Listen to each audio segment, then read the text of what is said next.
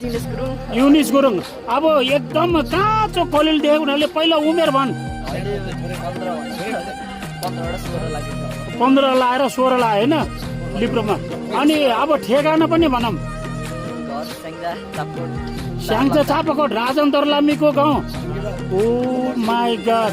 अनि सन्जुको टिम अनि भर्खर योगेन्द्र परियारको टिमबाट लिब्रो खेलेको सम्भवतः यो सिलमा सबभन्दा काँचो उमेरको खेलाडी त्यसमा पनि विजेता टिमको लिब्रो है। वाह यार। अनि आफूले फेसबुक खोले छैन? अब फेसबुकको नाम पनि भनौँ साँच्चै हो।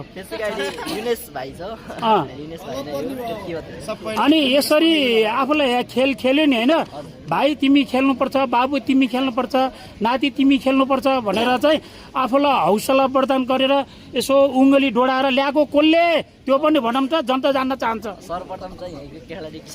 अनि एकजनाको सबैलाई बराबर गरेर नाम लिन सक्दैन होइन, यिनीहरू यही छ, कोही पनि रिसाउँदैन। एक नम्बरमा भन्नुपर्दा कसले आफूलाई चाहिँ उस गरेको के प्रोत्साहन गरेको? किसान गुरुङ जर्सी नम्बर 3 है। अनि फेरि अर्को प्रश्न सोधे आइकोनिक के म फलाना जस्तो हुन पाएँ भन्ने आफ्नो चाहिँ सपना हुन्छ नि, आइकोनिक के त्यस्तो खेलाडी को थियो, को छ नि?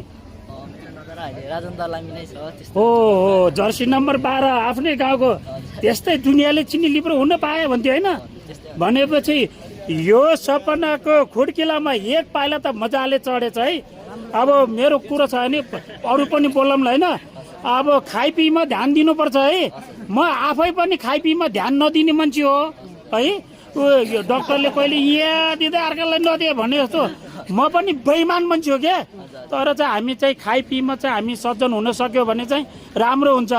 जस्तो सन्जु विक्रमले खाँदैन है, त्यस्तो गर्यो भने आफ्नो भविष्य उज्जवल हुन्छ हो कि होइन?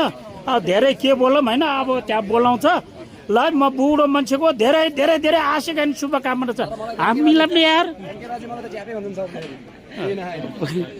भन्दैन